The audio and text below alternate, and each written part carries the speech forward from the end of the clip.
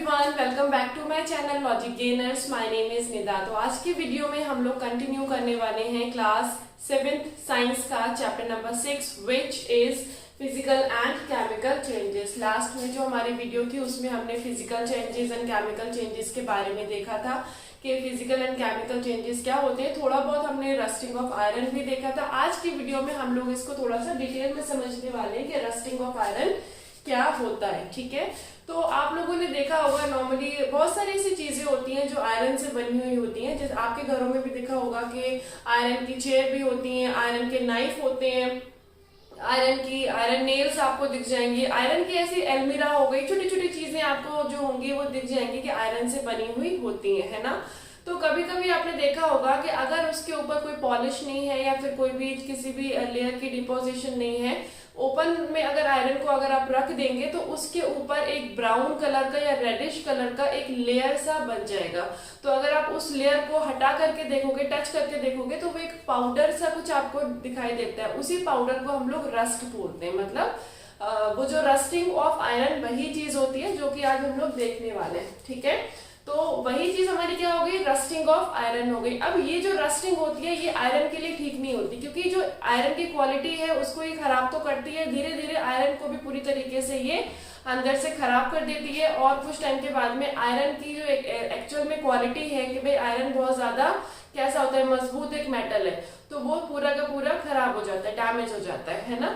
तो इसीलिए आयरन का जो आयरन के ऊपर जो रस्टिंग है उसका होना ठीक नहीं होता। अब आपने देखा होगा बहुत सारी कार्स होती हैं, ब्रिजेस होते हैं, बिल्डिंग्स होती हैं, उसमें जो जितना भी सामान लगता है नॉर्मली आयरन से जो लगता है वो सारी की सारी चीजों में अगर रस्टिंग हो जाए तो कितनी ज्यादा प्रॉब्लम हो सकती है ना।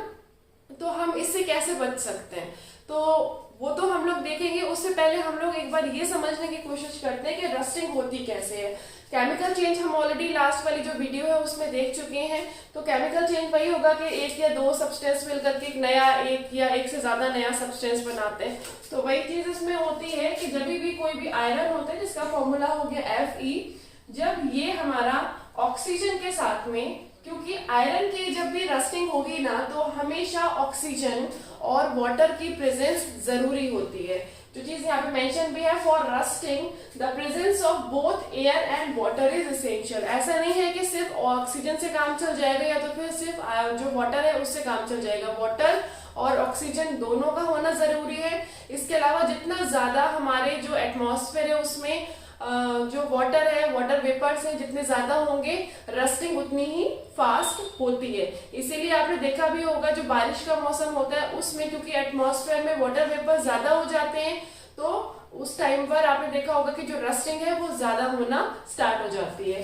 तो वही चीज है, यहाँ पर हमने ऑक्सीजन जो है आयरन के साथ में ऑक्सीजन के अलावा जो हमारी वाटर है ये भी रिएक्ट करता है और एक नया सब्सटेंस जिसको हम रस्ट बोलते हैं वो बनाता है। ठीक है, तो ये हो गया हमारा आयरन, ये हमें पता है हमारा ऑक्सीजन है, ये हो गया हमारा वाटर। ये जब आपस में रिएक्ट करते हैं तो यही चीज हमारी क्या हो गई, जिसको हम लोग आयरन ऑक्साइड भी बोलते हैं और अपनी कॉमन लैंग्वेज में हम इसको रस्ट भी बोलते हैं। ठीक है, ये वाली चीज। तो यहां से आपको आई होप समझ में आया होगा कि रस्ट हमारी कैसे बनती है, आयरन पर रस्टिंग कैसे होती है। बट जैसे अभी मैंने आपको बताया है कि आयरन में रस्टिंग ठीक नहीं होती है, वो आयरन को पूरी तरीके से डैमेज कर देती है। ठीक है, तो उस चीज में हम लोग क्या कर सकते हैं, आयरन को रस्टिंग से बचाने के लिए सिंपल सी चीज है, अगर हम इन दोनों का कट ऑफ कर दें या फिर इन दोनों में से किसी एक चीज का कट ऑफ कर दें तो रिएक्शन तो होगा नहीं। कट ऑफ करने के लिए क्या करना है, आयरन को डायरेक्ट ऑक्सीजन या तो फिर ये वाटर के से कांटेक्ट में नहीं रखना है, कांटेक्ट से अलग करना है। उसके लिए या तो फिर हम क्या करें, पेंट कर दें, जो भी आयरन की चीजें हैं उस पर पेंट कर दें, ग्रीस लगा दें, या तो फिर हम कुछ अलग ऐसे मेटल्स होते हैं जिसके साथ में लेयर बना दें, उसकी एक लेयर ऊपर से लगा देंगे ना तो डायरेक्टली ये एटमॉस्फेयर में जो मौजूद ऑक्सीजन है और जो वाटर है उसके कांटेक्ट में नहीं आ पाएंगे, है ना। तो जिंक होता है हमारा, तो जिंक हो गया हमारे ये, तो जिंक की लेयर बन जाती है। अगर हम जिंक की लेयर आयरन के ऊपर लगा देते हैं तो आयरन तो डायरेक्ट कांटेक्ट में नहीं आ रहा है एटमॉस्फेयर में जहां पर हमारा ऑक्सीजन और वाटर है, तो ये बच जाएगा आयरन हमारा। तो इस तरीके से हम लोग रस्टिंग को बचा सकते हैं। तो यही जो प्रोसेस होता है, process of depositing a layer of zinc on iron is called galvanisation. इस प्रोसेस को जो कि हम डिपॉजिट कर रहे हैं लेयर को, जो हमारा आयरन है उसके ऊपर, इस प्रोसेस को हम लोग क्या बोलते हैं, गैल्वेनाइजेशन बोलते हैं। आई होप आपको ये टॉपिक क्लियर हुआ है कि गैल्वेनाइजेशन क्या होता है ना। अब हम एक चीज और देख लें कि आपको पता है कि जो हमारी रस्ट होती है, ये रस्ट वैसे तो हर जगह बहुत ज्यादा नुकसान पहुंचाती है, लेकिन जो हमारे शिप वगैरह होते हैं उसमें ये बहुत ज्यादा नुकसान पहुंचाती है। उसका क्या रीजन है, क्योंकि शिप सी में चलते हैं। अब सी का वाटर कैसा होता है, सॉल्टी होता है। जहां पर सॉल्टी वाटर होगा ना, वहां पर रस्टिंग नॉर्मल से भी ज्यादा फास्ट हो जाएगी, मतलब उसकी रस्टिंग फास्टर होने लगेगी, ज्यादा से ज्यादा रस्टिंग स्टार्ट हो जाएगी, है ना।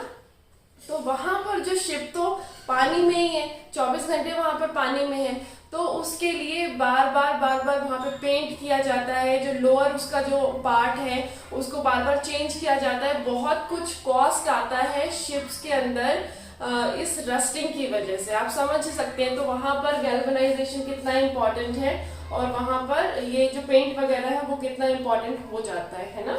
तो ये तो हो गया हमारा रस्टिंग ऑफ आयरन।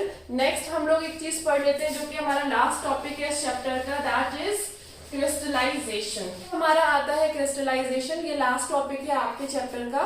तो क्रिस्टलाइजेशन क्या होता है, क्रिस्टलाइजेशन आपने जैसे कि क्लास 6 में एक चीज पढ़ी होगी कि जो सॉल्टी वाटर होता है, मतलब जो सी वाटर होता है ना, तो सी वाटर एक सॉल्टी वाटर है, उसमें से सॉल्ट निकालते किस प्रोसेस से है, इवेपोरेशन के थ्रू। मतलब कि इवेपोरेशन क्या होता है, जिसको अगर हम थोड़ा सा गर्म करेंगे तो वेपर के फॉर्म में पानी तो ऊपर चला जाता है, नीचे क्या बचेगा, अगर सॉल्ट है तो सॉल्ट ही रह जाएगा। तो वही प्रोसेस को हम यूज करके सॉल्ट को अलग कर लेते हैं, है ना। बट वहां पर जब हम सॉल्ट को अलग कर रहे हैं तो वो जो सॉल्ट होता है वो इम्प्योर होता है, मतलब वो प्योर सॉल्ट नहीं होता है। इसके अलावा जो उसके क्रिस्टल्स होते हैं वो क्रिस्टल्स भी काफी छोटे होते हैं। अब वो क्रिस्टल्स भी छोटे हैं, सॉल्ट भी प्योर नहीं है, तो उसको हम प्योर भी बनाना है और क्रिस्टल्स भी थोड़े से बड़े करने हैं। तो उसके लिए हमें क्या करना है, सबसे पहले उसका हम एक सॉल्यूशन बनाएंगे। सॉल्यूशन बनाने के लिए फिर से हमें क्या करना है, उसमें पानी ऐड करना है, वाटर ऐड करना है। सॉल्यूशन बनाने के बाद में फिर दोबारा से हम उसको क्रिस्टल्स के फॉर्म में चेंज करेंगे, मतलब उसके जो क्रिस्टल्स हैं वो बड़े बनाएंगे और उसको प्योर बनाएंगे। तो ये जो पूरा प्रोसेस होता है कि सबसे पहले हमने क्रिस्टल्स को वाटर के साथ में सोल्यूबल बनाया, सॉल्यूशन बनाने के बाद दोबारा से हम उसको क्रिस्टल्स बना रहे हैं जो कि प्योर क्रिस्टल्स हैं और बड़े साइज के हैं। तो इस प्रोसेस को हम लोग क्रिस्टलाइजेशन बोलते हैं। अब आपको कमेंट बॉक्स में ये बताना है कि ये जो प्रोसेस हुआ ये फिजिकल चेंज हुआ या तो फिर ये केमिकल चेंज हुआ, ठीक है।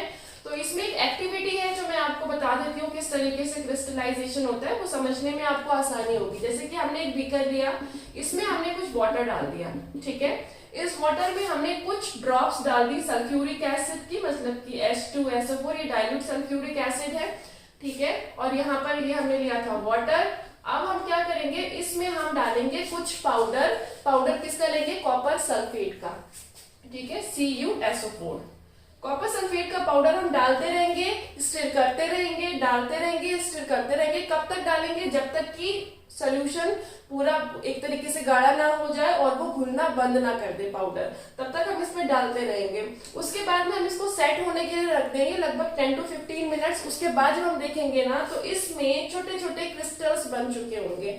वो क्रिस्टल्स जो हो गए ना, वो क्या हो गया, वही जो प्रोसेस हो गया हमारा सोल्यूशन से हमने क्या बना दिया, क्रिस्टलाइजेशन का यही प्रोसेस होता है, ठीक है। तो मतलब कि छोटे छोटे इस तरीके से क्रिस्टल्स आपको यहाँ पे, फिर भी मैं बड़े दिखा रही हूँ, आपको पूरे पूरे क्रिस्टल्स दिखाई देंगे। मतलब पानी खत्म, सिर्फ और सिर्फ लिक्विड जो क्रिस्टल्स होते हैं वो आपको दिखाई देंगे। तो यही प्रोसेस जो हमारा हो गया, this process is called crystallization. I hope आपको rusting of iron and crystallization clear हो गया होगा।